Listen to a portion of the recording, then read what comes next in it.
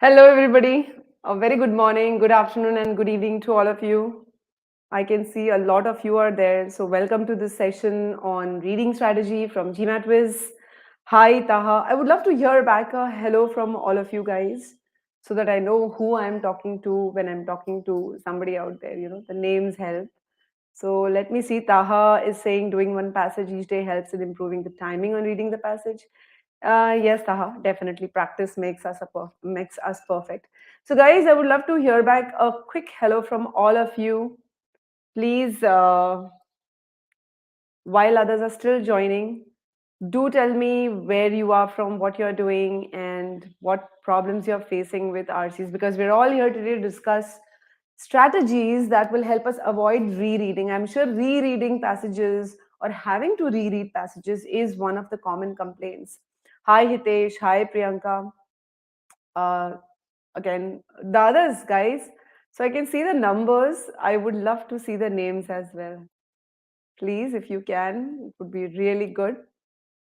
And while you are reaching out to me with your hellos, let me also quickly tell you a little bit about us.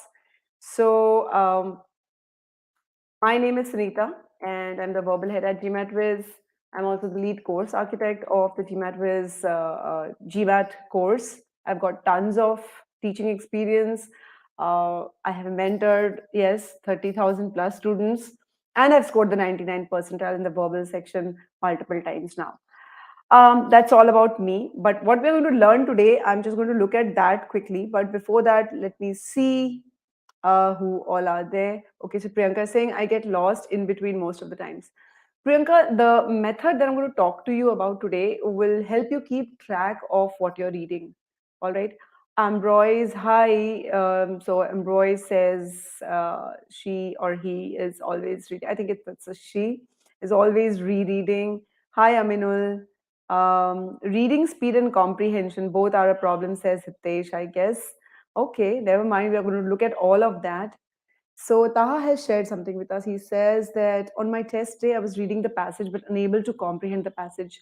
Maybe it was due to stress. So Taha, the point is that when you're practicing your approach, you should have such a solid approach that on the D day, you will be confident in that approach and you will not panic. Okay. Hi, Rakesh. So yes, Taha, the stress is definitely one issue. And the best way to counter the stress is to be in control of your approach.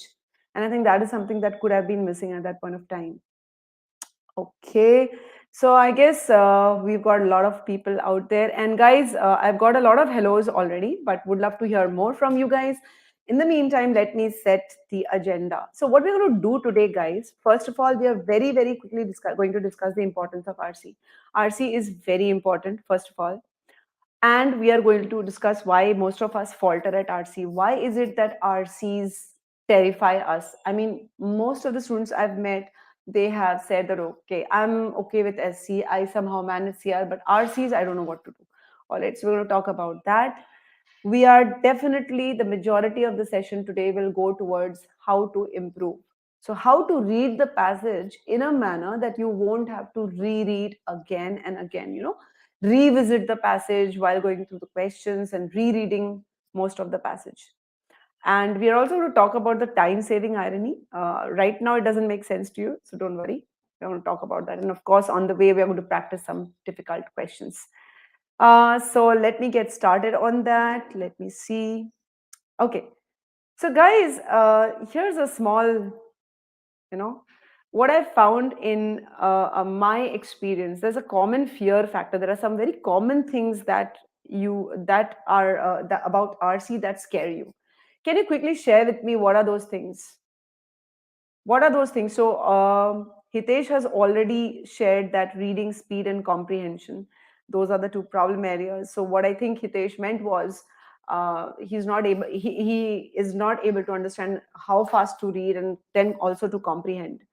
Um, okay, Priyanka says, do you prefer doing verbal first or quants?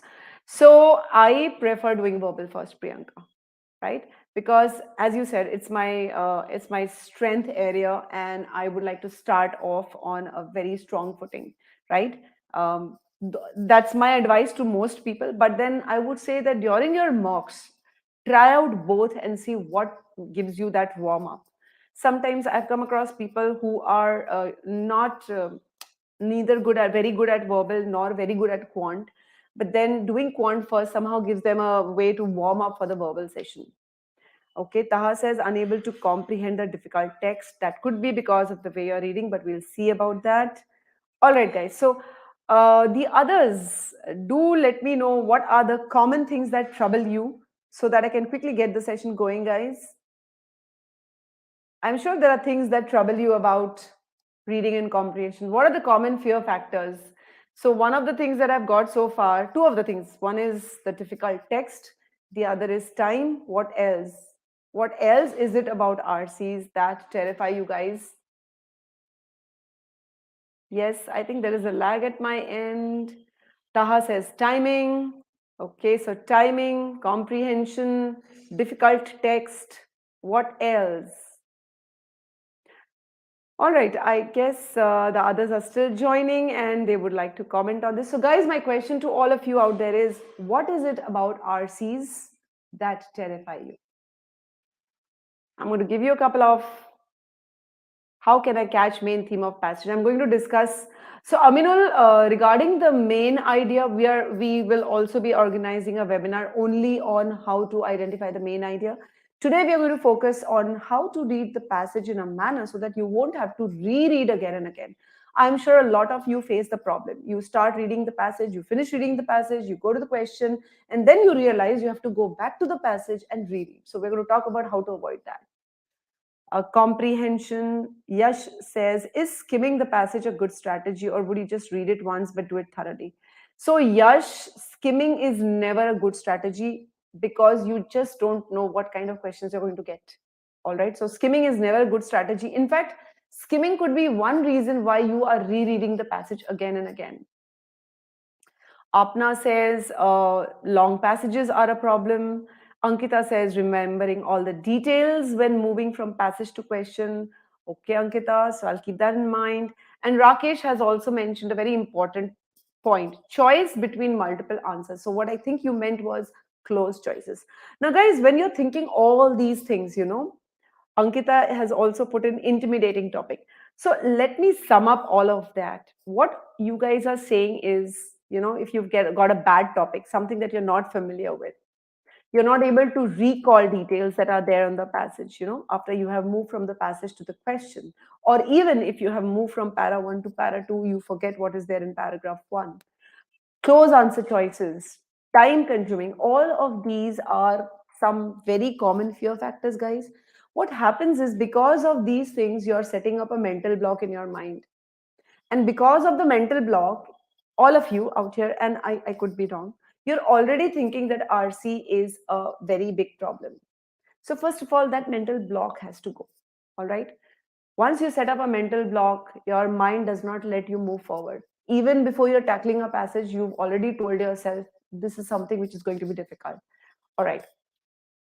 Now, the other thing is, I have also, got from my students only, or even if you can look around and you will find on, different people telling you to follow different strategies.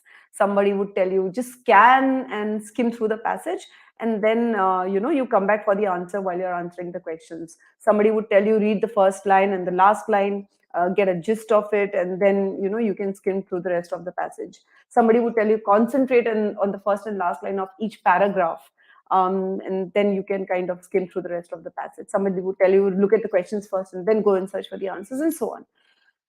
In my experience, and I've got really tons of experience, guys, none of these work, for the simple reason that GMAT passages are not designed that way. They are not designed such that you can just skim through it, scan through it, read one line here, read one line there, and get to the entire crux of it. You have different kinds of questions. You have questions, 70% of the questions are inferential.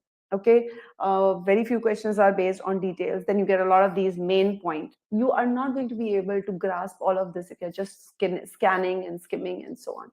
Okay, all of this, what it does at best is it costs you time. You feel you're saving time if you're rushing. You feel you're saving time if you're taking shortcuts. But in the end, if you're rereading the passage, you're actually landing up taking a lot of time. And in the process, worst is you're compromising your accuracy, guys.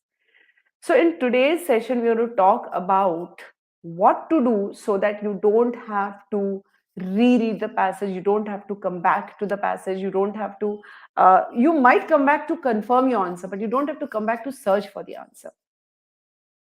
Let me quickly take a look at what else. Okay, so Komal says main idea.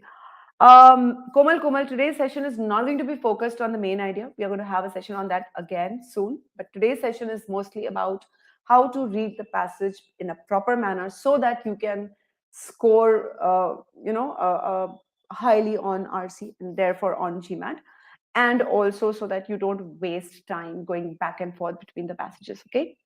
Now, there's a request, guys. While I'm discussing the strategy, I don't want you to think about time because I'm going to discuss about the time factor also. I'm telling it very clearly right up front that I'm going to discuss the time factor later on. For now, I want all of you to focus on the strategy. Okay. So, Rishiraj, there is one thing. When you say topics which one might not be able, not be too comfortable with, trust me, GMAT is not testing your knowledge about a topic. So think like this. If I'm able to read an SC sentence and understand the meaning, if I'm able to read a CR question and understand English, I will also be able to read an RC passage and understand English. That's it. Okay. Best book for RC, Rudra, honestly speaking, reading and comprehension is more about a skill than about one book. Okay. So reading speed does come in handy, Akash, but reading speed also will depend on how well you have learned the technique of reading. Okay. All right. Sid, you get distracted because probably you are not involved in the passage. You have to actually like it or not, guys, you have to develop an interest in what you're reading. Remember, your score hangs in the balance. You do consecutive RCs wrong, you get consecutive questions wrong, your score is going to fall really badly. Okay, so guys, I think all of you are now raring to go. What we will be looking at is the precise understanding of the passage, because that is exactly why all these things are coming up, all the problems that you're facing is coming up. Okay, here's a passage for all of you right off the bat, guys. Okay, I want you to read that one paragraph and answer that one question. There's a small request. Hold on to your answers until I request you to post the answers, okay? Because we want to give everybody a fair chance of working out the answers. So, since it's one paragraph and one question, I'm going to give you just 3 minutes, okay? And I want you to solve this question the way you solve questions now for RC. At present, whatever strategies you use, apply that and solve this question, okay? So I'm going to mute myself while you solve this. You have 3 minutes. Your time starts now. Please do not put in your answers before I ask you to do so. Atish is saying the video is not clear. Atish, is the passage clear? Guys, do let me know if the passage is clear. Atish, you might need to adjust the resolution of your screen. Others, guys, do let me know if the PPT is clearly visible to you. Can you read clearly? Can you guys read clearly? Do let me know.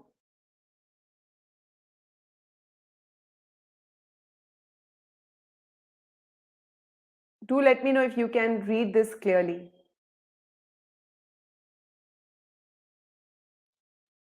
Great.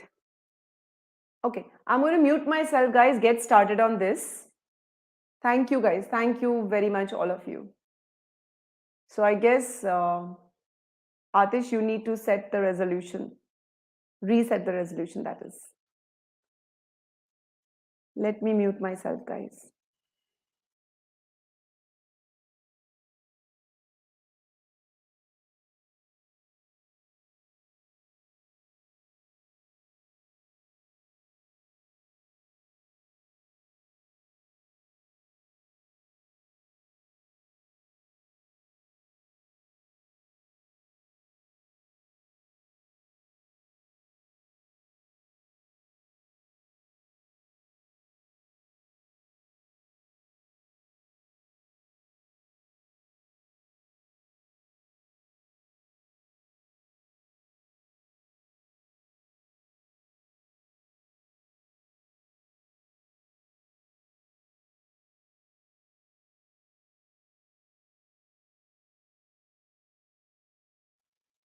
For those of you who have just joined, this is one passage we want you to solve. Just that one question, and hold on to your answer choices. I will tell you when to post them. Thank you.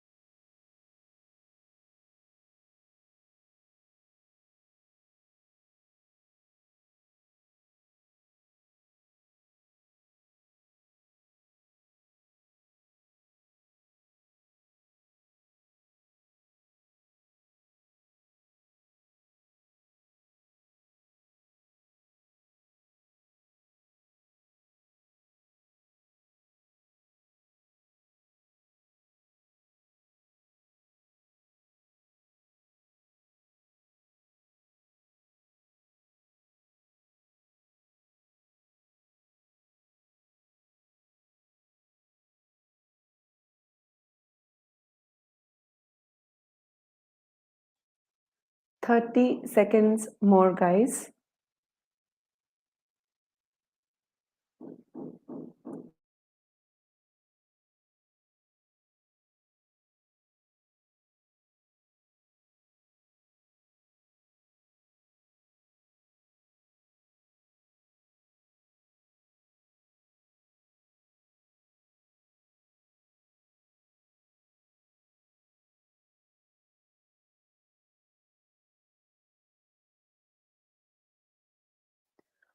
All right, you can start posting your answers.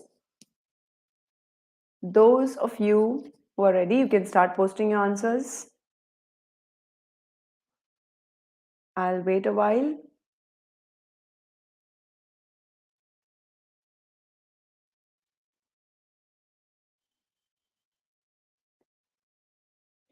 Right away, let me tell all of you that when I'm going to discuss, while I'm discussing the strategies, we will not talk about time. We will not think about time. I'm going to discuss time separately with you. Okay. All right. Let me see what are the answers I've got so far. So Akash says C, Vipul E, Yash B, KP D, Priyanka B, Roger B, Wenji D, Sid B. It seems so far that B is a winner. Komal A, Apna B, Wenji B. Okay, so it's majority of you, the ones who have posted their answers so far, have chosen B. I would like to hear more, guys. Ria says B. Taha says he is stuck between D and E. Okay, I'll discuss that too, Taha. Okay, so clearly B is a winner so far as it goes. A few of you have chosen D. One or two have also looked at E and C respectively. Then A has one admirer, but mostly it's B. And Ravi says answer is C. Okay, guys. So before I proceed with showing you the method, and trust me, guys, if you follow this, you will never have to look back on RCs. I have this on very, very good, let's say, data that people who have followed the involved and evolved reading, which is what GMATWhiz is known for, they have never had to falter on RCs. Anyways, so what I'm going to now ask all of you a few things here, okay? If any of you agree with one or more of these, just say I agree in the chat. How many of y'all thought that the language was so dense that I couldn't understand as I read it? How many of y'all thought that even if I didn't understand something, I continued reading forward? How many of y'all did this? That you came across something, although you did not understand it, because you were pressed for time, you went on reading? How many of y'all did this?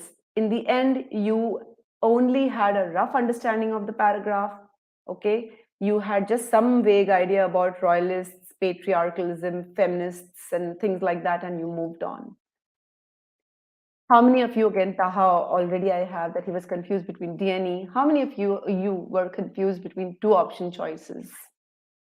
How many of you ended up rereading either the entire paragraph or some parts of it? So if you agree with even one of these thoughts or more than one, just say, I agree. You can also tell me what you agree with. But okay, so Rakesh, Komal, Sid, Roger, Ria, Sahil. So I know, guys, because once upon a time I was also a student, and these were some of the things. In fact, all of these things I had also faced these one time or the other, and I know that these are the pain points. But then we are to be blamed for this. The way we read one or more of these things is bound to happen. Okay, because the passages are designed that way. Now, I am going to show you how to read this paragraph, how you should have read this paragraph, okay? But I want you to bear with me as I read on. Do not think about the time, all right? Sahil, I'm going to paraphrase this and show you. Just give me a moment. I'll just have a sip of water. Just give me a moment.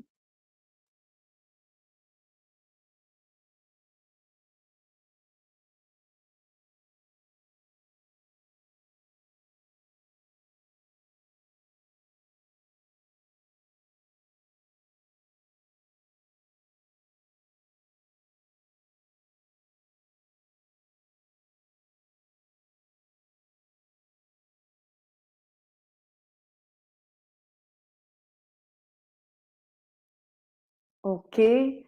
So Sagar, we do have a course. GMATWhiz has its own course. I will post the free trial link, and I will just post the free trial link for you. Let me just copy the link address and post it here.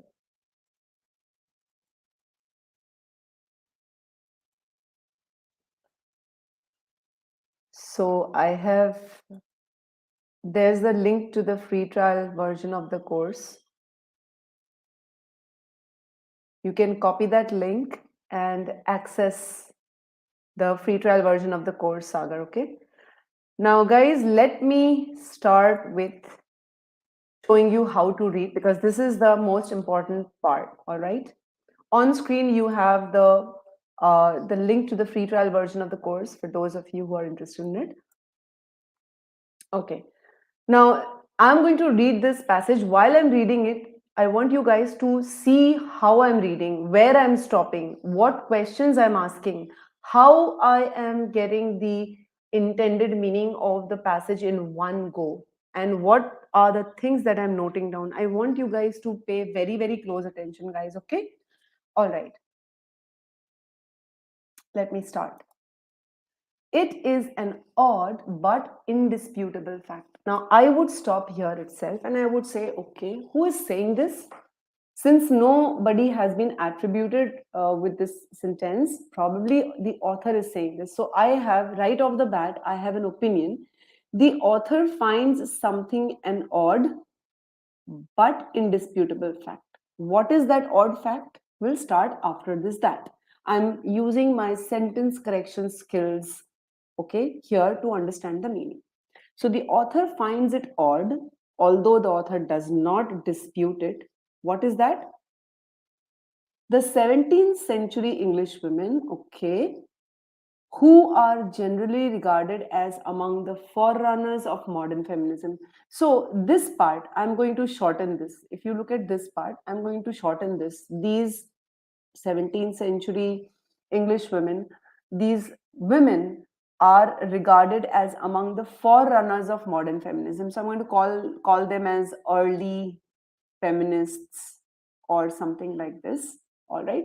So basically, then I have it that the 17th century English women, the early feminists, are almost all identified. So these 17th century English women subject are all identified with the royalist side in the conflict between royalists and parliamentarians known as the English Civil War. So this one sentence here is a long sentence and it talks about multiple things.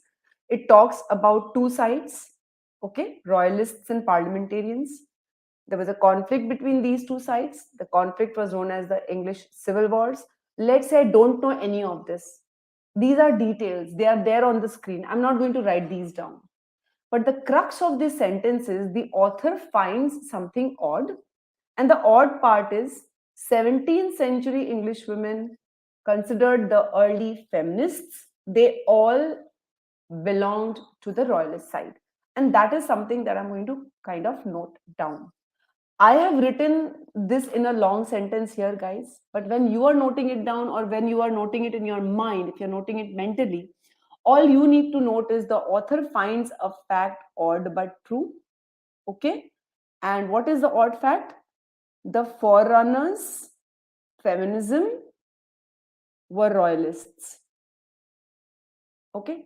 That's the part. So the crux, we are trying to, so what are we doing here? We are understanding the what of the sentence. We are understanding who, and we are also going to try to understand why, but because this is the first sentence, we don't know why the author is giving us this information. Okay, so do let me know with a yes if you have understood things, guys.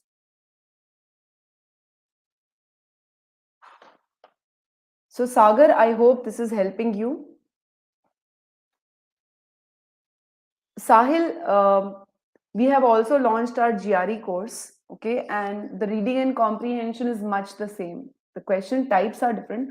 So, guys, do let me know if you have understood how I have read, how I have broken down, how I have pieced together my understanding of that one line. Just type a yes, and I'll know that you have understood before I move forward. Okay. So, once you read the sentence in this manner, you will never have to go back and reread it. All right.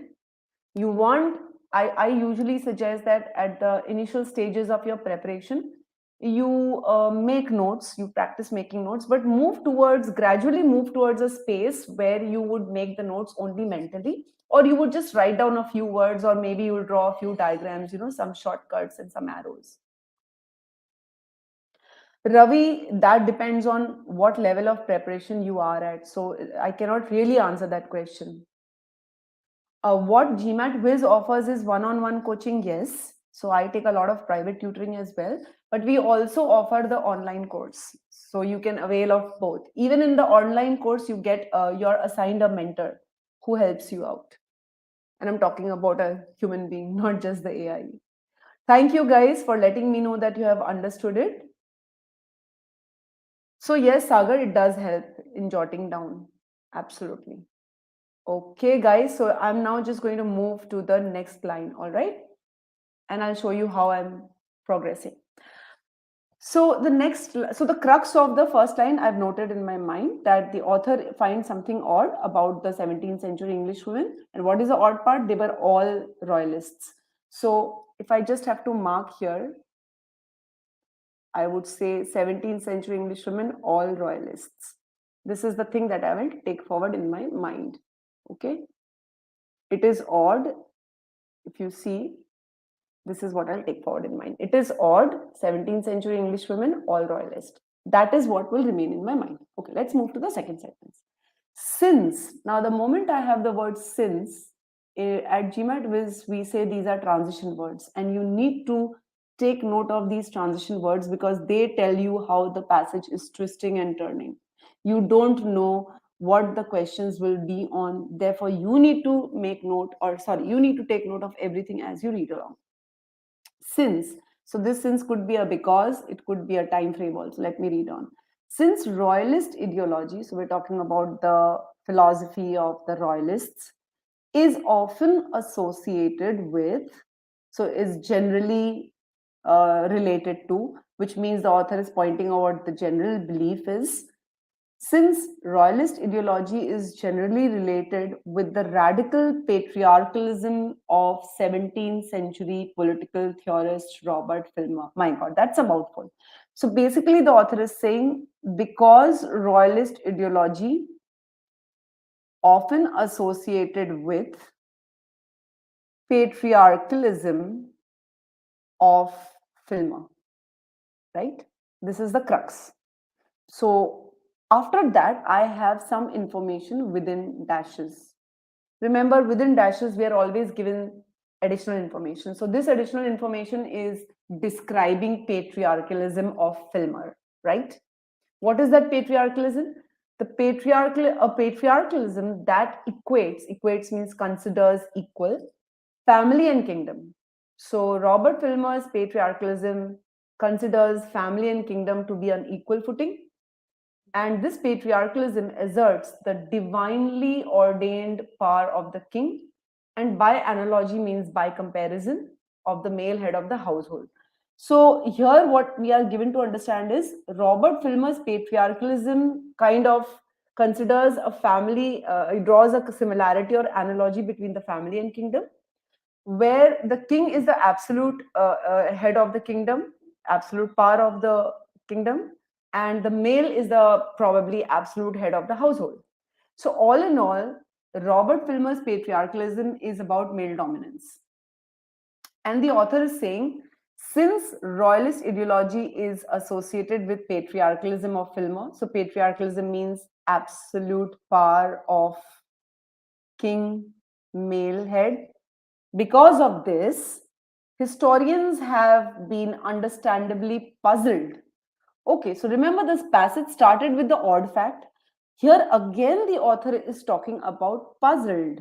Okay, so because royalist ideology is all about absolute power of the king, so now I'm just going to link some words. Okay, since royalist ideology associated with, and I'm just going to remove patriarchalism, absolute power of the male head. That is why historians have been puzzled. And the author finds it understandable. So the author also kind of here understands why the historians are puzzled. Why are they puzzled? They're puzzled by the fact that royalist women, which royalist women? The ones who are the early feminists, the ones who all belong to the royalist side. Okay, now it's beginning to form, now an idea is beginning to form in my mind as I'm connecting the pieces. The author tells us they were feminists. Then the author says the royalist ideology was about the power of the male head, the absolute power of the male head, the king. So feminism and male head, power of the male head, that seems to be a clash there. I'm going to kind of connect these two dots in my mind and I'm going to read on. Historians have been puzzled by the fact that royalist women wrote the earliest extended criticisms of the absolute subordination of women in marriage. Okay, so here I have it that historian, because royalist ideology was about absolute male power, okay, historians are puzzled that women who belong to such a family criticize male power, because if they are criticizing subordination of women, subordination to whom? Men. So they are criticizing male power. Earliest systematic assertions of women's rational and moral equality with men. So these royalist women wrote criticisms of subordination of women. They wrote about women's rational and moral equality with men. All right. So here we have it why the historians were puzzled, and I'm beginning to connect these two dots. The author finds it odd that these English women were royalists. And why is it odd? Probably because they were feminists, but they belonged to a side which observed absolute male power, right? Okay. So let me remove these ticks from here. They are just obstructing. That's my second sentence. Now notice guys, the second sentence began here and ended here. If you're not breaking and reading, you'll understand nothing. Right now you're thinking it's going to take a lot of time. It won't, guys. I'm explaining to you, therefore you're feeling as if it is a very time consuming, but it won't be. You'll just break one small piece, understand it at that time and move on. Right now you've got a very clear head about what's happening. So author finds something odd, and then the author says the historians also find that odd. What do they find odd? That these English women, they belong to the royalist side, but they wrote against royalist ideology. Okay, let me read on. Some historians, I'm reading here now, some historians have questioned the facile equation of royalist ideology with Filmarian patriarchalism. Now the author is again quoting some historians. Let's say I don't know the meaning of facile, doesn't matter. Ignore the word that you don't know, because if the GMAT test makers want you to know the meaning of that word, they will give you context later on. What we are saying here is the author is pointing out some historians don't agree with the equation of royalist ideology with Filmarian patriarchalism, because here we are being told that royalist ideology is equal to Filmarian patriarchalism, and then the author is saying some historians don't agree with that. And then the author says, and indeed, okay, so some historians doubt that royalists followed Filmer's ideology. Author supports this by this indeed.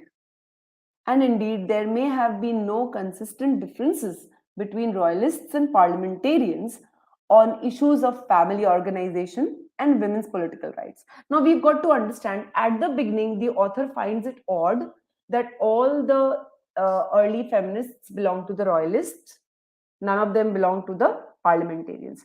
Here, the author is saying there may have been no difference between the two sides, but then that is contradictory, right?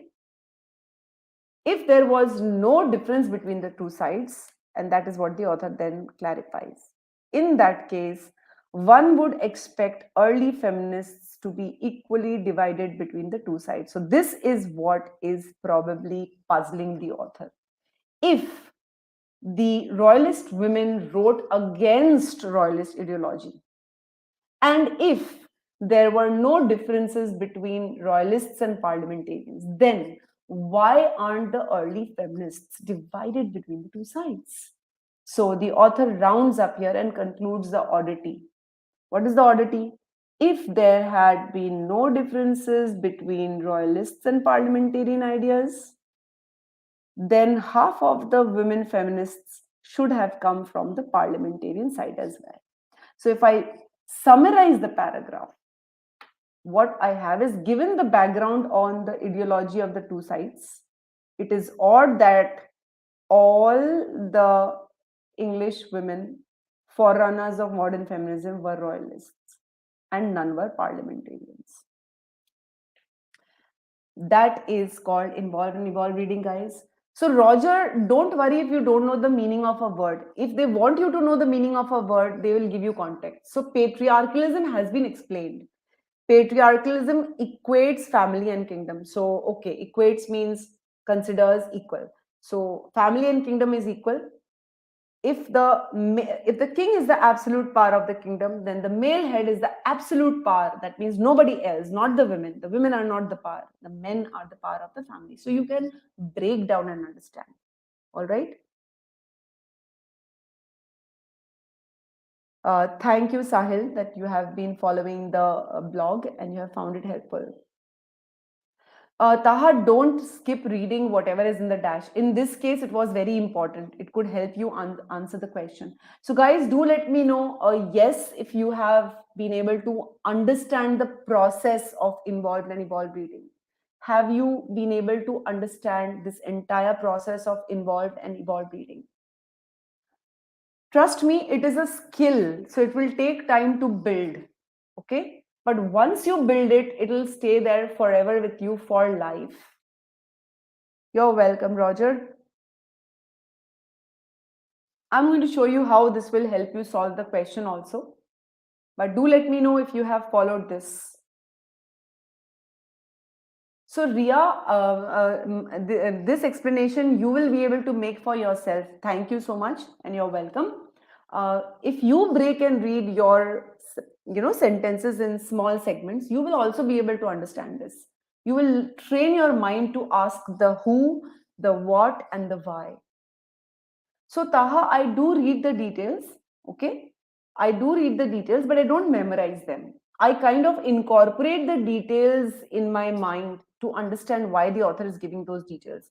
For example, I don't remember extended, I don't remember assertions, but I do remember criticism. I do remember, women's rational and moral equality with men. Okay. All right, great. Thank you so much, guys. So I'm now going to show you what we are going to do with this understanding. So the question was, why has Robert Filmer's patriarchalism been mentioned? Okay, primarily, what is the purpose? Now, this is what we categorize as a function-based question. A function-based question will ask you what is the function of a particular sentence, of a particular example, of a particular name, of a particular anything. So we call this function and structure based questions. And for such questions, you just cannot go back to the passage in the middle of answering the question and then search for the answer. You have to have understood your passage while you were reading it. Now, we will pre-think a bit on this question. Filmer was mentioned, now one by one, okay? Filmer was mentioned just to introduce the ideology of patriarchalism, right? Why was the ideology mentioned? The ideology was mentioned to talk about how the royalists believed in the absolute power, right? Royalists held the ideology of absolute power. So, Filmer was mentioned to introduce patriarchalism. Patriarchalism was the ideology followed by royalists. Patriarchalism meant absolute power of the king. But we are told that royalist women wrote against the absolute power. So the purpose of referring to Filmer was to draw a contrast between this and this, right? Show that the belief of the royalist women was against feminism. Sorry, the belief of the royalist women was against the subordination of women. So it was against male domination, right? Absolute male power. That was the reason why patriarchalism was mentioned. So, if we have to understand, Filmer was referred to in order to focus our attention on the contrast between royalist ideology. So, royalist ideology was male power, all right, and the ideology of feminists, which was again by the very term feminism, they believed in women power. We are talking about they were against women's subordination and so on and so forth. So we can draw the inference. So really, Filmer was mentioned to bring into discussion patriarchalism. Patriarchalism was brought in to show that it was followed by royalists. And why does the author show us what the royalists followed? Because the author wants to talk about the odd fact that royalist women wrote against royalist ideology, so to speak. Okay. So, with that understanding, we are now going to move. So, this is our pre thinking here. Filmer was referred to in order to focus our attention on the contrast between royalist ideology of the royalist feminists, the women.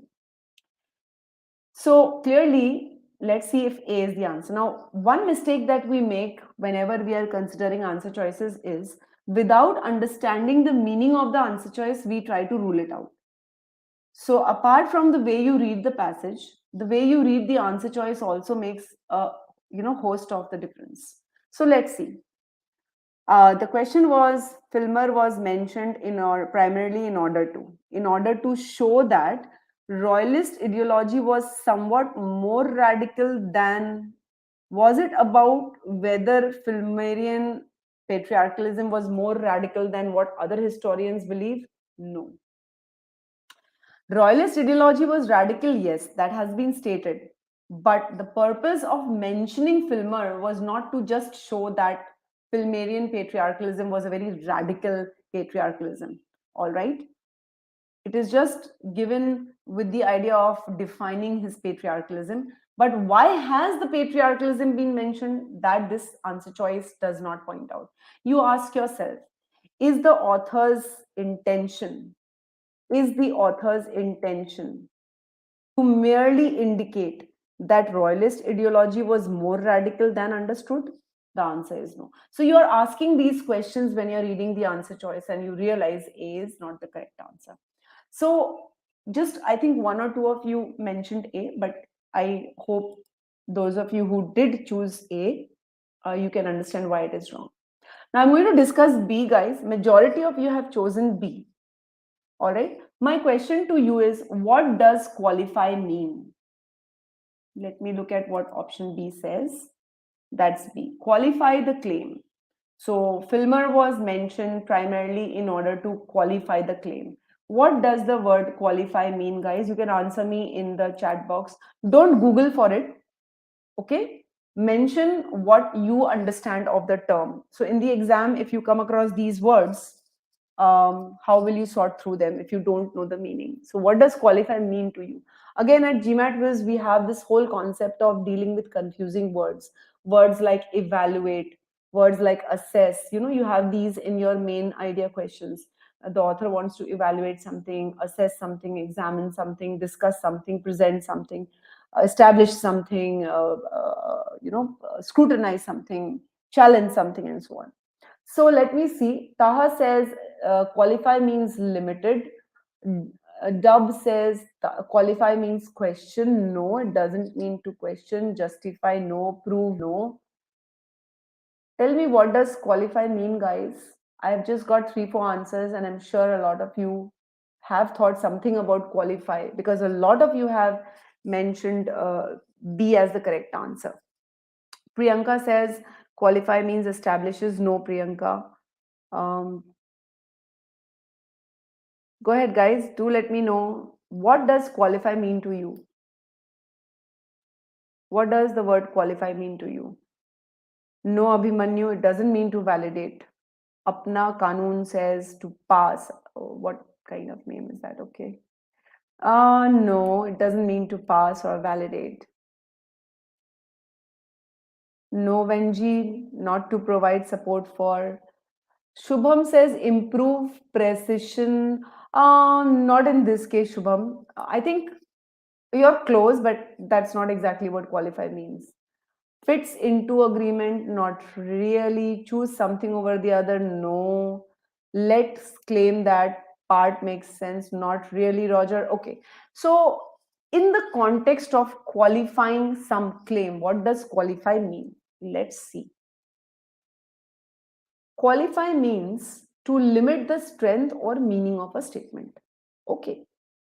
Qualify means to restrict the meaning of some statement or to restrict the meaning of some claim in this case. Now ask yourselves, does the author want to limit the strength of any claim? Does the author want to say that this claim is not true or this claim is true? Tell me, guys, answer in the chat box. Is the author trying to limit the meaning of any claim? Yes, Shubham, filtering inaccuracy comes pretty close.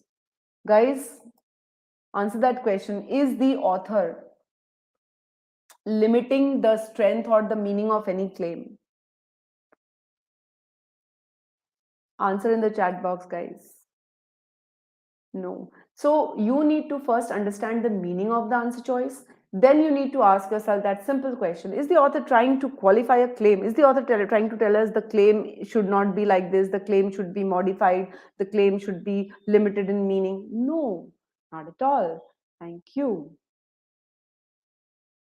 The general claim is that royalists followed Filmer's ideology.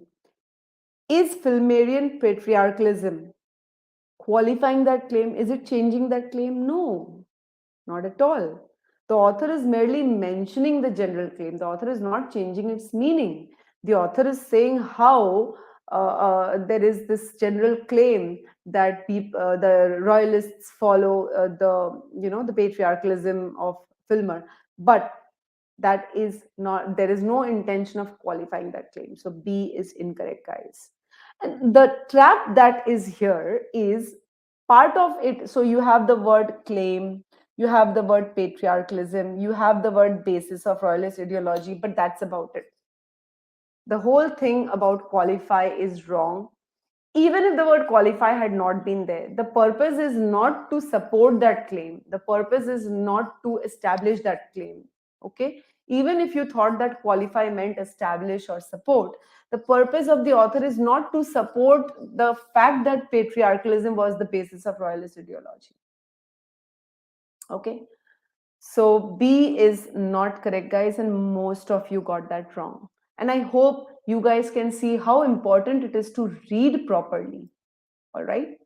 So reading, involved and evolved reading, getting yourself immersed into the passage is important, guys. Otherwise, GMAT passages, especially if you're looking to score anywhere over 700, they are not easy. Okay, so let me get down to the next choice, C. Is the author's purpose to question anything? First of all, is the author questioning anything? Question means to challenge something, to reject something, to disagree with something, to cast a doubt about something. Ask yourselves, is the author doubting the fact that, is the author doubting the fact that early feminists were all royalists? No. Right at the beginning, here the author says it is an odd but indisputable fact. It's indisputable. So the author is not questioning the view that most early feminists were royalist. Okay, so she is just the opposite of the premise. You will notice we have these buckets of trap answer choices. So you have answer choices which are opposite of the premise, you have answer choices which are half truths and distortions, you have answer choices which are out of scope, and so on and so forth. Okay, these are traps created. I'm going to again, GMATWhiz talks about these traps at length. So C is out. D, hardly anybody mentioned D, but again, what is the meaning of D? Highlight means what? Highlight means to bring into focus, right? Apparent tension means what? Contrast, right? Tick, tick. Between what? Royalist ideology and ideas of early feminists. Tick, tick. Yes, absolutely. This is in line with our pre-thinking. The purpose of mentioning patriarchalism was to show that feminists, okay, who belong to the royalist side, they wrote something quite the opposite of what the royalist ideology was all about. All right. So I think here a lot of you may not have understood the meaning of the answer choice, or you may not have understood the relationship of Robert Filmer's patriarchalism in the context. All right. So D is the correct answer. E, argue that royalists held conflicting opinions. Well, the author talks about royalists holding conflicting opinions, but then if you go back to the passage, it says that there may have been no consistent differences between royalists and parliamentarians on issues of family organization and women's political rights. So the author talks about issues of this, but in a very different context. It says royalists held conflicting opinions. Did the royalists hold conflicting opinions on this? We don't know. Because here the author says royalist women wrote about subordination of women, and they wrote about women's rational and moral equality. But political rights, not really mentioned here, whether there was any confusion there. All right. So this choice is just a distortion of the data mentioned, in the paragraph. But this is not why Filmer was mentioned. Filmer's patriarchalism was mentioned to show a contrast between two ideologies. One, the ideologies of the royalists in general, and two, the ideology of the royalist women who were the foreigners of feminism. So this is also out. So here you'll realize that the key difference that made the key difference between how you might have read and how I read was reading speed versus comprehension speed. Some of you were talking about reading and comprehension at the beginning, facing problems here. Please, guys, remember, this is to be sacrificed, and it shouldn't be the other way around. If you sacrifice comprehension speed for reading speed, then you're done with, guys. Okay? Involved and evolved reading, the methodology that I was following, the one that we teach at GMATWhiz, is where we teach you how to think like the author. Okay? To understand what the author is trying to tell you right from sentence one. You break your sentence into small chunks, you derive its meaning. For subsequent sentences, you do the same thing, but you keep relating every second sentence to the previous one to understand what the author is trying to tell you. Okay? So you use transition words to help you along, you use conjunctions to help you along. Okay?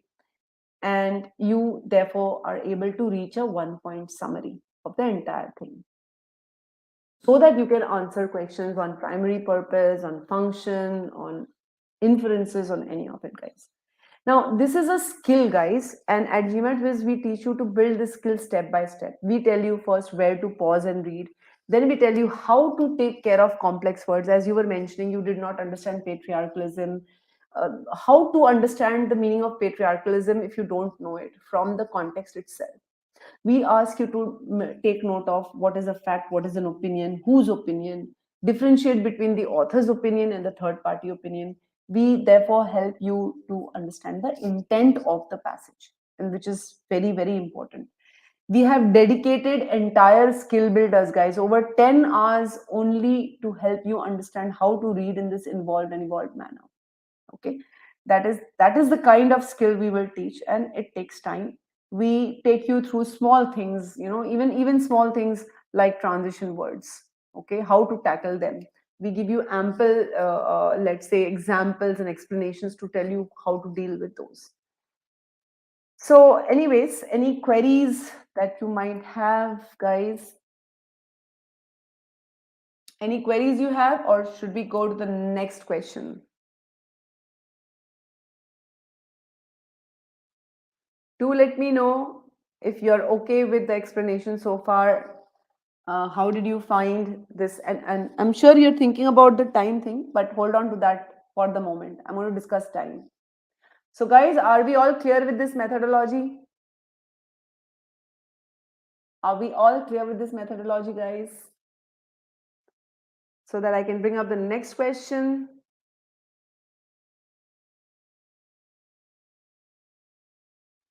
So, Anilesh, how to identify inference word or sentence in passage? You have to understand the meaning of whatever you're reading, Anilesh, whatever you're reading in the passage, whatever you're reading in the answer choice. Okay, I am going to bring up the next question. Here it is, guys. This is a GMAT whiz. So the previous question that you did was an OG question. This is a GMAT whiz question. I hope you like it. All the best. You have 3 minutes. Your time starts now. I'm going to mute myself. And guys, once again, a request, hold on to your answer choices until I request you to put them in. Thank you.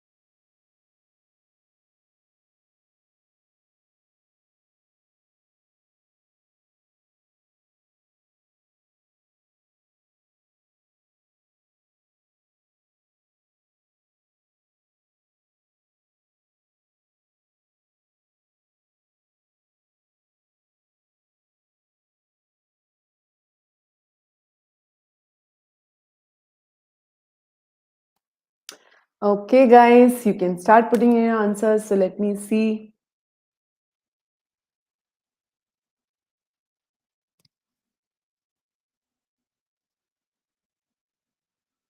So, Abhiram, it might save time, but you feel that it is saving time. When you don't read properly, you have to go back to the passage and read. So, ultimately, you are taking the time, right? You're not saving the time. You are able to read the passage quickly, but when you have to come back and read it, so you're anyways investing the time, but you're investing it later on. So you're not really saving time. And sometimes you may not be able to answer the question because you haven't formed the connections. So Shubham says the correct answer is B. What about the others, guys? Okay. Anilesh says A. Okay, Abhiram, my bad. I'm sorry. Yeah, markers do help you to read faster. I mean, if you take note of them, then yes. So we call those transition words. Mm, mm, mm. Okay, let me. So Anilesh says A, Wenji says C, Nakul says D, Sahil B, Priyanka A. So there seems to be no consensus on this. Of course, I have two A's and two B's so far. Ria says she's confused between A and C, but she'll go with A. So we have takers for A. Dakshata says C. Roger says C. So A, B, C, D. Okay, I've got takers for all. Come on, guys, let's wait for some more answers. Abu says he will also go for C. Yes, some more answers, guys. Some more answers would be wonderful. How did you like the passage? Did you guys like the passage? Easy, difficult, simple, interesting? Moyo says it's C, so it seems C is a favorite, clearly. Anilesh didn't like so Anilesh, you didn't like the passage? Okay. All right. You didn't like the passage, I know.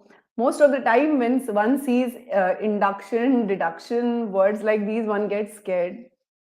Not something which is going to be the favorite of most of us. Okay, guys. So it seems I'm not getting any more answers.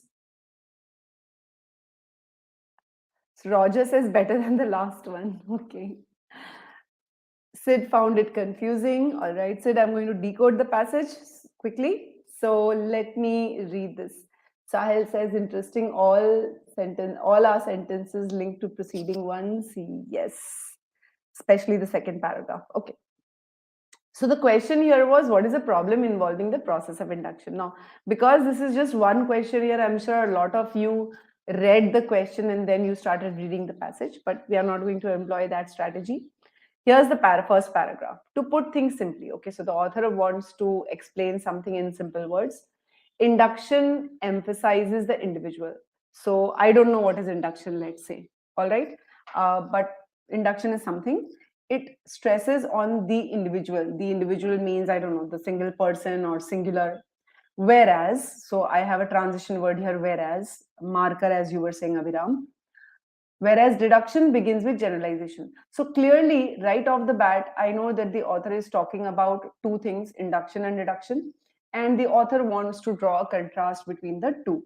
That induction is about the individual and deduction is about general. So induction, individual, deduction, generalization. All right. Science largely began with a focus on deduction. At this point, one might think, why is the author talking about how science began? Okay, so the author is probably trying to tell us how deduction came into the being, right? So science began with deduction, trying to find universal laws. Okay, so science was trying to find universal laws, hoping to explain as much about the world as possible. All right, so deduction, that is generalization, was used to find universal laws and explain about the world. Generalizations were used at the beginning for that. in the 19th century. So, okay, from the beginning to now, we are down to 19th century. Generalizations, that means deductions, reached a pinnacle of overuse. So, generalization had been overused, particularly for explaining human characteristics. Okay, so now gradually we are being told about the journey of deduction. Deduction was used when science began. Okay, then generalization or deduction was overused for explaining human characteristics. Let's see what happened after that. While deduction, so while again here is another marker, while deduction became disfavored. Okay, so deduction, we started off with deduction, then deduction became disfavored because of those missteps. Probably those missteps refers to the overuse. Induction rose to favor on the heels of more quantitative techniques. So probably induction applied more quantitative techniques, and that is how it came into favor. That means it began to be used over deduction for describing the individual objects of study. All right. So to summarize, the passage introduces two terms, induction and deduction. Induction stresses on the particular, the individual, the specific, whichever way you want to understand it. Deduction starts from making generalizations. By the 19th century, too much of generalizations had been used. Subsequently, induction gained popularity because of the techniques it used. So, all in all, the summary of this paragraph is the author talks about two terms, induction and deduction, and shows how the former gained favor over the other. So, this is simple. This paragraph, honestly speaking, is simple. The problem arises in the next paragraph. The problem of induction is, so now I'm going to connect. The first paragraph talks about how induction rose to favor because generalization was overused, deduction was overused. Now the author is saying induction also had a problem. What is that problem? Is the impossibility of observing every individual case. Okay, so this was the question, right? That induction, it is not possible for induction to observe every individual case. Okay. In other words, so the author is now going to explain something, what the author is saying in this line. There is always uncertainty, means doubt, okay, about what hasn't been observed. So, and it is impossible to observe everything. So, in other words, in my mind, I'm saying, okay, if I have 1,000 cases, individual cases, then what this line is telling us is maybe I can observe 700 cases, but I can't observe, let's say, 300 cases. Okay, it is impossible to observe all 1,000 cases. All right. So, again, a transition word clearly showing that the author is going to reach a conclusion to help fill the gaps between observations. So, there is a gap of these 300 cases. We make generalizations that are based on what has been observed so far. So this is observed. So we make generalizations based on this observed, right? In modern science, these generalizations or predictive guides take the form of scientific model. Okay, scientific model. These different types of models, there are different types of models. So basically, I'm saying that these generalizations help to fill the gaps. So out of all the cases that one has to study, not all can be studied. Some can be studied, some cannot be studied. There will always be doubts about the ones that you cannot study. And the generalizations based on what you can study, that information will be used to fill the gaps here to cover those doubts. Okay, understood. There are different types of models, but one of the most popular is the empirical model. I don't know which model this is. Defining a model as empirical emphasizes the fact that it is built from or calibrated on observed data. So empirical model means built from observed data. The purpose of the model is to help the researcher understand system dynamics and make predictions. Okay, so all of this is going to lead to a model, and that model is going to help make predictions. Okay. But the application of the model, that means this application of the model is known as deduction. All right, hold on. So what starts off with induction actually takes the help of deduction, right? And ultimately, you're using the model to make deductions. So, what I can understand from this is the problem of induction is that you cannot observe everything. You have to take the help of generalization or deduction. Let me know, guys, if this is clear. It's a 700 plus level question, guys. Good girl, Priyanka. Yes, guys, let me know if you have understood this paragraph now. Let me know if the explanation is clear. At GMATWhiz, we make sure that we teach you how to draw these kind of, how to link the passage in this manner, how to read in this manner. So do let me know, guys, if this is clear. Okay. All right. Thank you, guys. So, all in all, if I have to summarize this paragraph, the paragraph talks about the problem of induction. Induction cannot really observe each and every case. Conclusion. Okay, let me just clear up this data here and summarize the paragraph for you. So this would have gone into my note making to understand the process. Anyway, so the paragraph can be labeled as problem with induction. It cannot observe each case, but this is what I'm thinking to myself, that even if you can't observe every case, you have to draw some kind of conclusions. Thus, there is always a feeling of uncertainty about drawing the conclusions. So, to cover the gaps left by unstudied cases, generalizations must be drawn. And these generalizations produce models that are applied to make deduction. So, all in all, the summary of the second paragraph is the paragraph talks about the problem with the process of induction and how induction helps develop generalized predictive models. So again, at GMATWhiz, we teach you to identify the flow of the passage. You have these questions which ask you the function of the second paragraph, the function of the first paragraph, and so on. So the author first introduces two terms or processes and tells us how one gained favor over the other. And then the author describes the process of induction, its problems, and its predictive model for deduction. That's about it. Now, our question was that what is the problem of induction? Now, we know that the problem of induction is it cannot observe. From the summary of the first paragraph, we know that summary of the second paragraph, we know that problem of induction is cannot observe each case. Okay. And to cover the gap, generalizations must be made. That means the problem with induction is that it has to ultimately generalize. Thus, the problem with induction is that it has to somewhat resort to deduction. You can't say that this is a purely induction-based process because it isn't. You are including generalizations into it. And with this pre-thinking, we will go into answer choice elimination. A lot of you chose A, guys. In fact, let me see. If I go back to the answer choice, C was the most favorite.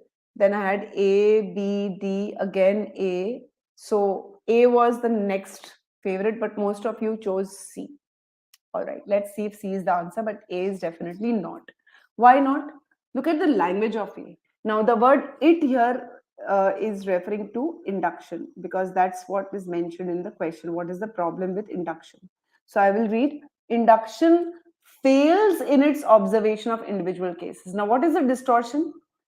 Does it fail? No, we are saying it cannot study every case. And this portion implies it fails in individual cases. So this is definitely the distortion.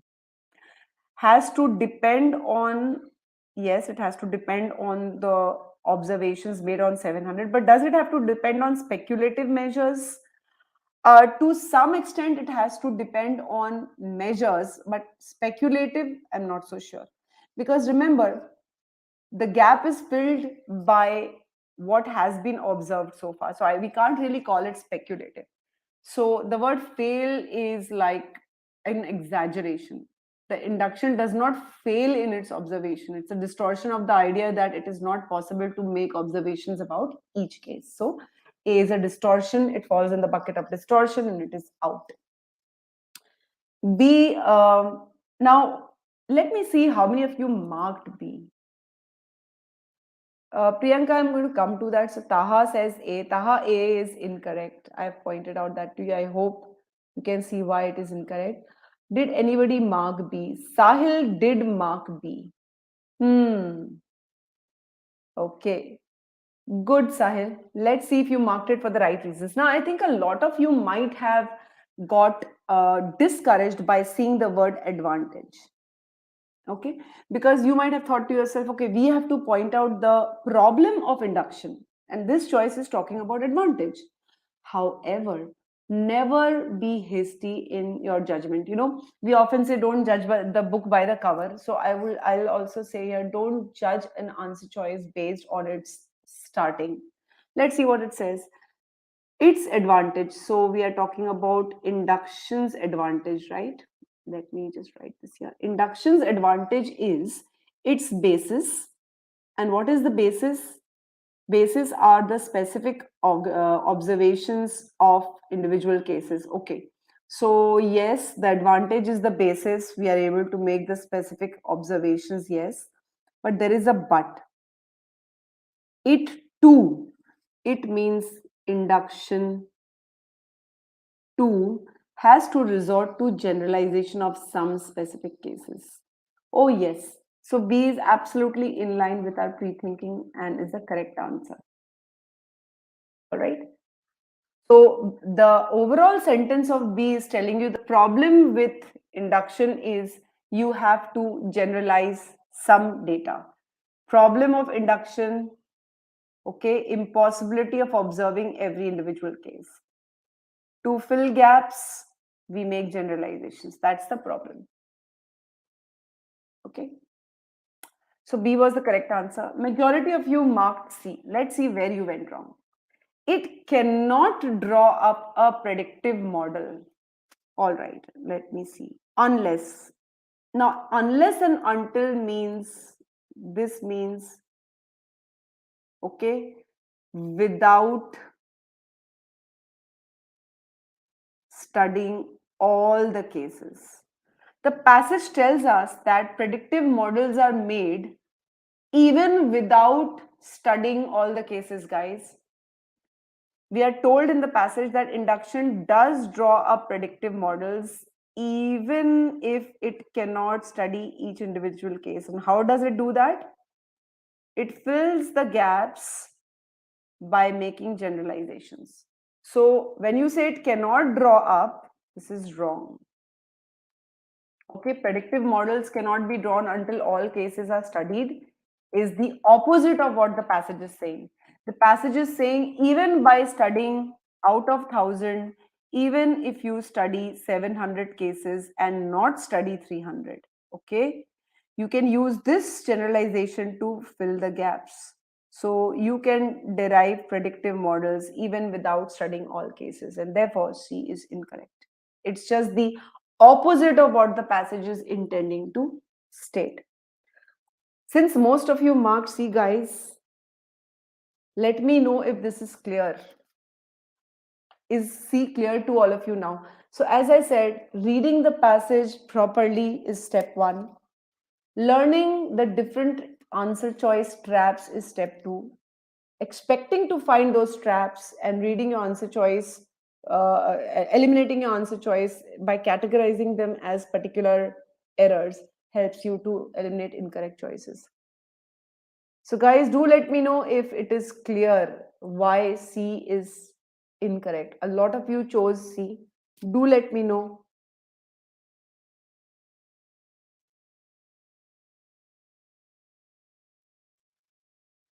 Do let me know, guys, if the explanation for C is clear. C is trying to tell you that induction cannot draw a model. It can draw a model. It can draw a model even without generalizing. Sorry, it can draw a model even without observing every case. So that is not the problem.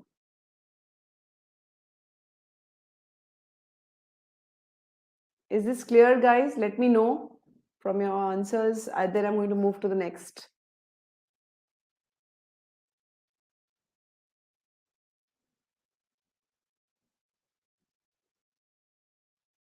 Correct answer is B, because B is telling you that the problem is it has to generalize. C is telling you the problem is it cannot draw a predictive model unless all cases are studied. But that's not true.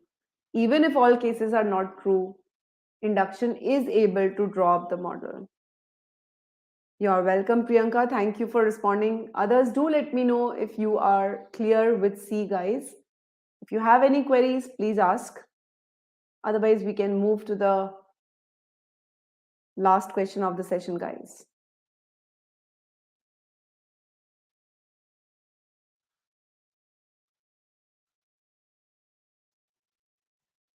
You're welcome, Dub. Thank you, guys. Okay, for responding. So C is out. D says its predictive guides are all built on the basis of imprecise observation. The passage does not say all observations are imprecise. Okay. The problem is all cases cannot be observed. So you can see the kind of distortion the answer choice is using. It's using words from the passage, but it's distorting the arrangement of the words to give a very distorted meaning. Nobody marked E, but E is actually the function of the process of deduction. So this is definitely not the problem mentioned. Again, I'm not dwelling too much on this because nobody marked this. At least nobody has said they have marked this, but in case if you have, E is pointing out the function of deduction. Okay. So induction is used for making general predictions, is the function of induction. It is not the problem of induction. So E is also out. I'm going to discuss the time factor, guys. Now, a lot of you might have been thinking about time. See, when you are learning this process, okay, when you are learning to read in this manner, breaking, stopping, breaking, contextualizing the meaning, correlating the meaning, and moving on, initially it is time consuming, okay? It is. Okay, but with practice this becomes a natural process. All right, it's something that you do without thinking. I mean, think about it like this: if you are learning how to drive a car, or if you're learning how to swim, initially you have to be conscious of every step. You have to coordinate step 1 with step 2. So if you're learning how to drive a car, you have to remember when to where your legs should be positioned, and which gear you need to use first, and then how you need to increase the gears or decrease them, and where you need to release the clutch and where to press the accelerator. Initially all of this is not easy. It takes you time. At that point of time, you don't look at your watch and ask yourself, oh, I'm not being able to drive fast, do you? Because at that time the focus is on building that skill. Once you build that skill, today when you're driving a car, do you even think what you're doing? It's intuitive. It's a part of your muscle memory, guys. So the process initially takes time, but then becomes second nature. Then you're able to map the passage effortlessly. You're able to understand the flow of idea, and you're able to derive the author's point. Okay? This is how time is actually saved.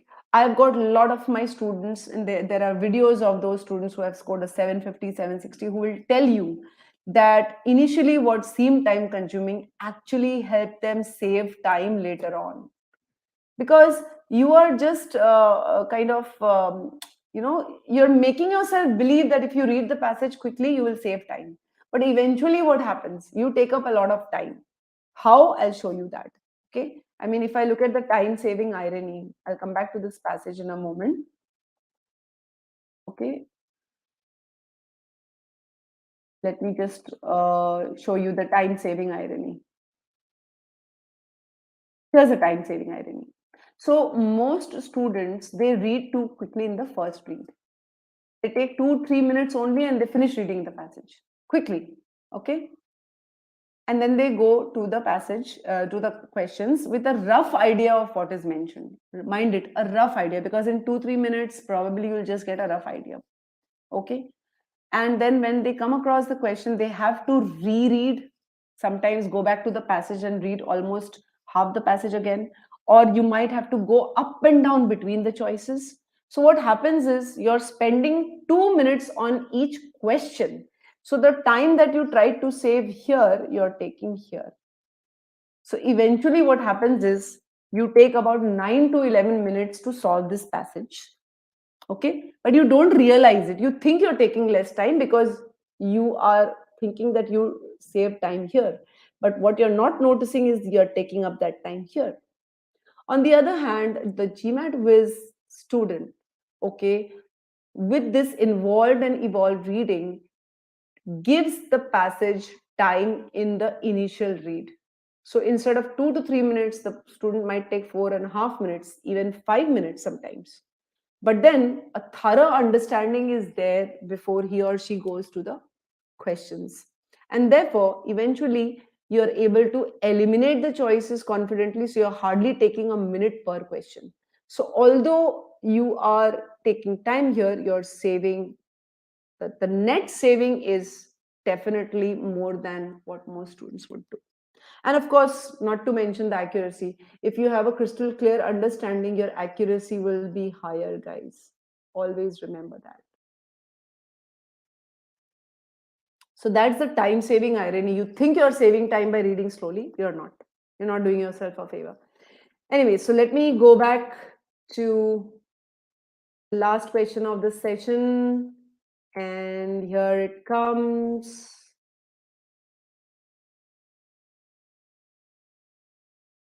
Here is the passage, and here is the question, guys. So I am just going to mute myself. Taha, a short passage would mean something like 300 words, 250 to 300 words. I would say easily 4 minutes. Read the passage, answering the questions, you save time. Long passage would take somewhere between 4.5 to 5 minutes.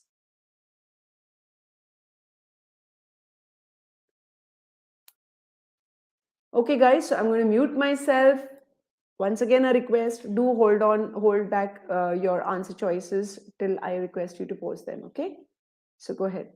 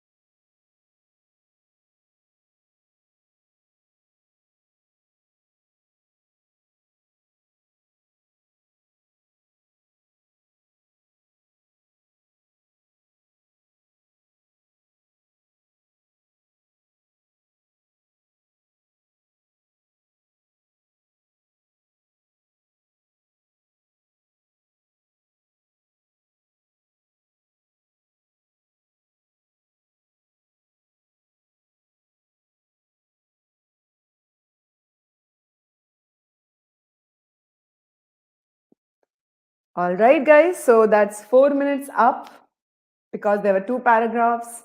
You can start putting in your answers.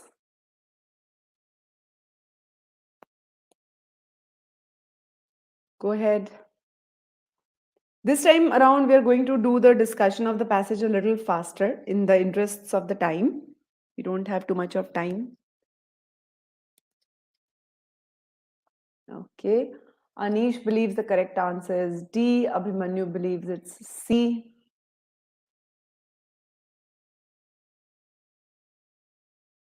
Let me have some more answers.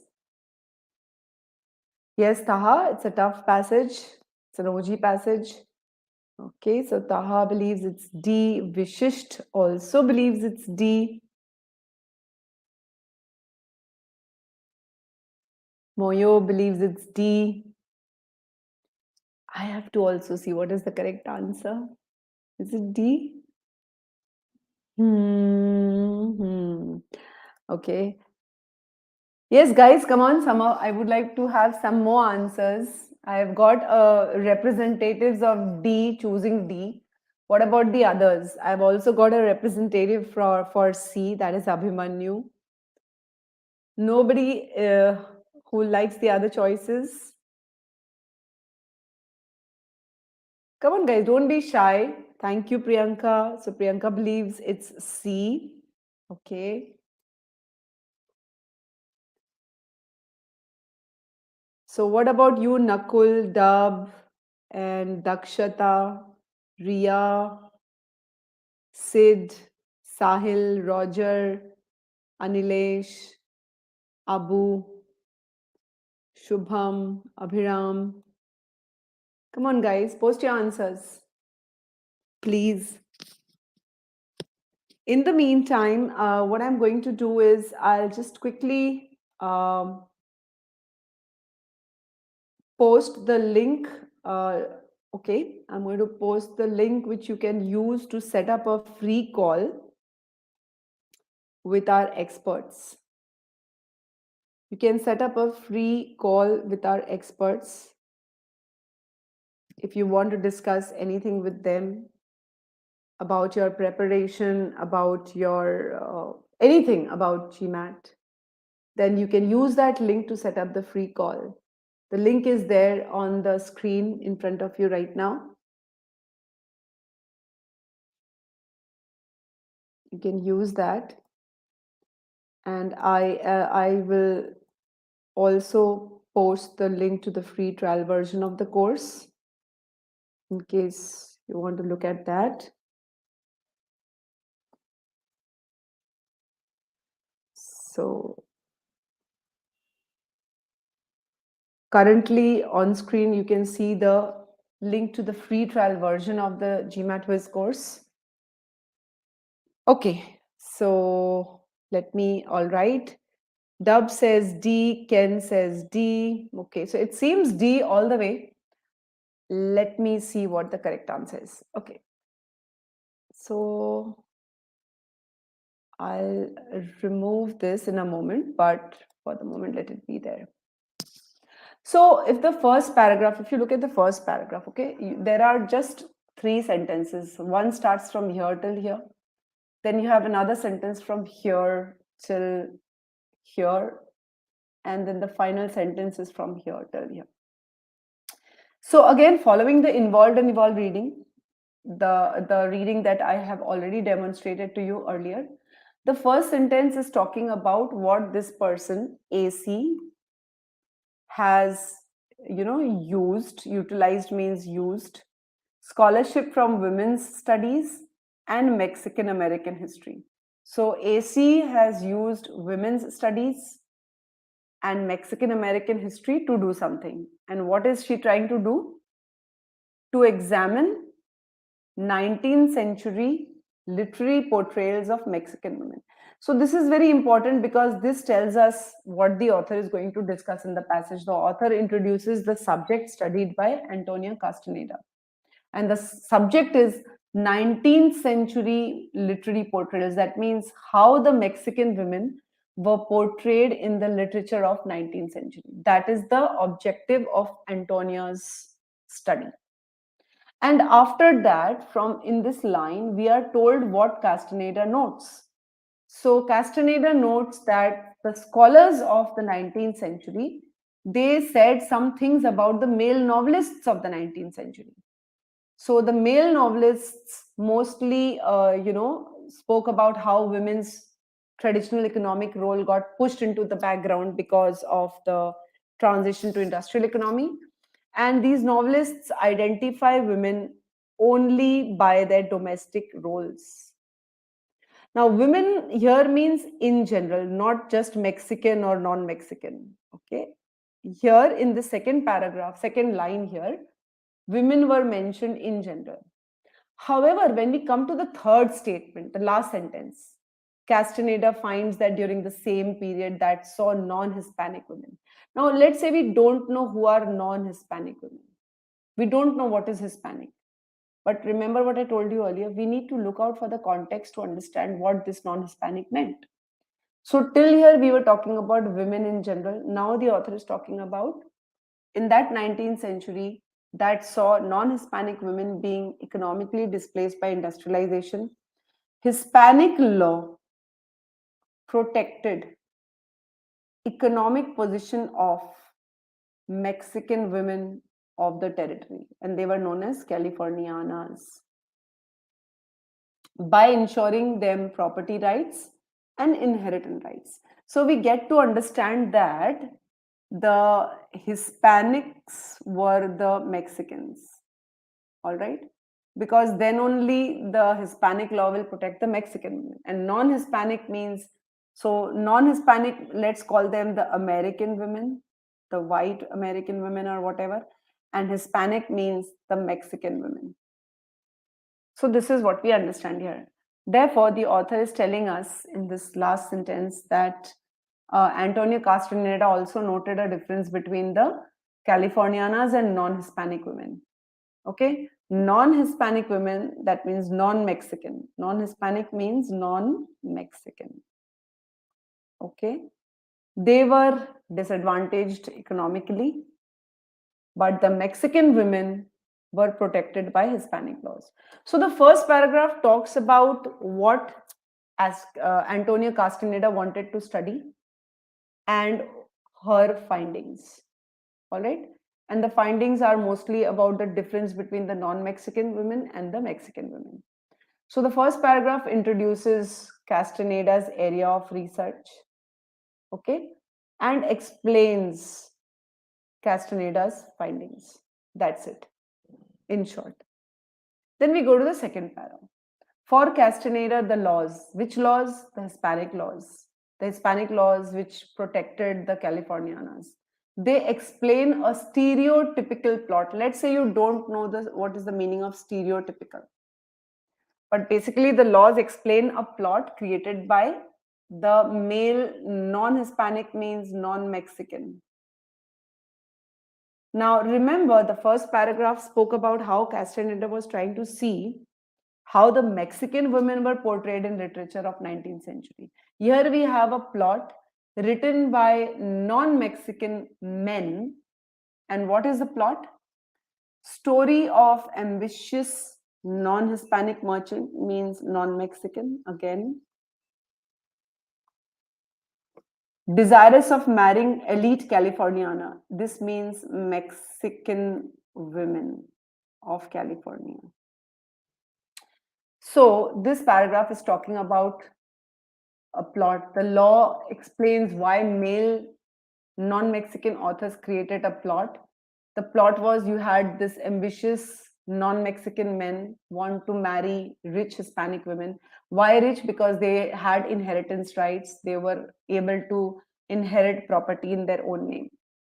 And then this is a very important line here. These novels' favorable portrayal of such women. Which women? The Californianas. Is noteworthy. Why is it noteworthy? Now then this line. Look at this line. This line says, historians have concluded unflattering literary depictions of Mexicans. Mexicans means which Mexicans? Male or female? But since only the word Mexicans is mentioned, it means Mexicans in general. So Mexicans in general were displayed in an unflattering manner, but Mexican women of California were portrayed in a favorable manner. That's the contrast here. So AC notes a contradiction. The novels show the Mexican women in a good light. This should be certain. In a good light, but the novels portray common Mexicans in a bad light. And finally, the author writes also the importance of economic alliances forged through marriages with Californianas. So Californianas had money, marriages with them, economic alliances means marriages for the sake of money, explains this apparent contradiction. Which apparent contradiction? The contradiction between the portrayal of Mexican women and common Mexicans. And finally, we are told because of their real life economic significance, Californianas were portrayed more favorably than the others of the same nationality. So that's the contradiction. Californianas portrayed more favorably than the others of the same nationality. And that's the summary. So the summary of this paragraph is to explain how the Hispanic laws, were responsible for the favorable portrayal of these women in novels. So if now all in all, therefore, the passage is all about what Castaneda wanted to find out about the portrayal of Mexican women in the 19th century literature, and she finds that they were portrayed favorably when compared to other Mexicans. That's the passage. Coming to our question. So the apparent contradiction mentioned in the last line refers to what discrepancy? If we pre-think, then the discrepancy, the apparent contradiction is between Californianas portrayed more favorably than were others of the same nationality, which means favorable portrayal of Californianas and unfavorable portrayal of Mexicans. So those are the two entities. Okay, that's the discrepancy. Legal status of Mexican women. So the apparent contradiction is the discrepancy between, so there are two entities which are going to be mentioned in the answer choice. Between legal status of Mexican women, definitely not, and their status in US, no. So A is easily ruled out. Unflattering depiction of Mexicans in the novels, yes. And actual public sentiment about the war, no. This is not the contrast. The first part is fine, the second half is not. So B is out. Existence of many marriages between Californianas and non-Hispanic merchants and the strictures against them expressed in novels. Strictures expressed against the marriages, no. Literary depiction of elite Californianas, yes, the Mexican women, and literary depiction of other Mexican individuals, perfect. This reflects perfectly here. A lot of us, we stop paying attention to the last sentence. Never do that mistake. So D is the correct answer. Most of you got that right. Those of you who did not, check out why you did not. Most likely you did not connect the dots. Novelistic portrayals of the Californianas' privileged lives? No. Actual circumstances of those lives? Nothing. This is totally out of scope. So this is out. Okay. So we can clearly see that reading properly in an involved and evolved manner, okay, and not falling into the local inference trap. Like if you are just, for this answer choice, if you were just looking at one particular portion, chances of you going wrong is higher.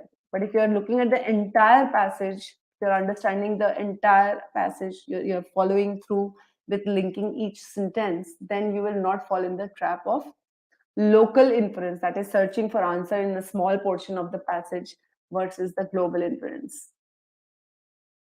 Okay, most people end up picking choices which cover some familiar words from the passage, the distortion, as I was telling you earlier, that is one of the traps that we show you, we teach you about, we warn you about.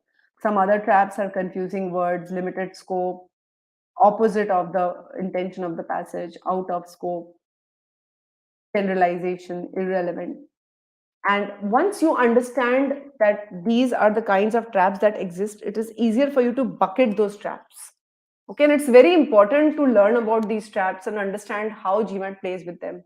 so that when you're reading the answer choice, you're able to eliminate the choice because you recognize that trap, because you're able to categorize that trap. All right. And therefore, and then you're able to tally the reason while reviewing the solution. So the solution should also be written out in such a manner so that you can understand where you deviated from your thinking, if you deviated. If you haven't selected the correct answer for the correct reason, then it's as good as getting that question wrong. So it's very, very important that you learn to read the passage in depth, you learn about the traps, and you learn to recognize those traps and categorize them. So again, at GMATWhiz, we also teach you how to categorize those traps, how to spot those traps, guys. All right. Uh, let me quickly share the links with you once again. So the free trial link is already there on screen. And I will once again share the Calendly link with you where you can set up a free call. So guys, do let me know if you have any queries.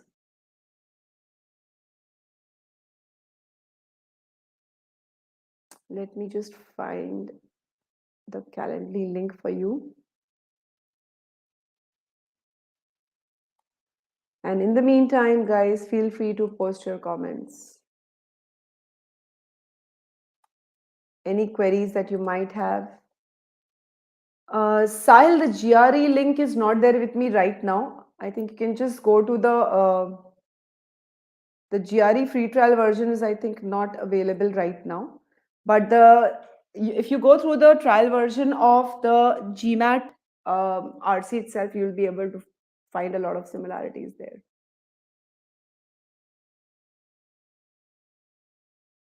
You can set up a call and our experts will guide you more about that, Sahil. All right. Guys, any other queries you have? Any other issues you are facing? Anything else that you think? So Dub says, how would you do shorthand notes? So Dub, in our course, we also tell you how to make notes. See, note making is a very personal thing.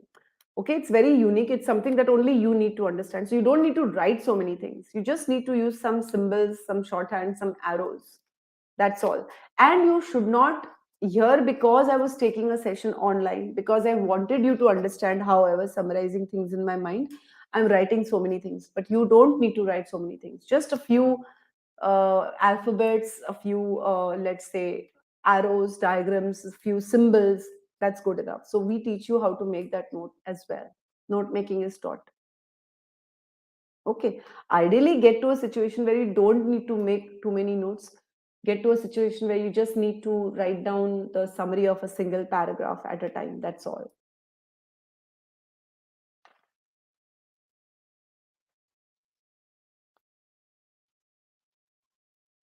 Yes, guys, do let me know what kind of uh, webinars you would like to see in future, webinars on what kind of topics you would like to go through.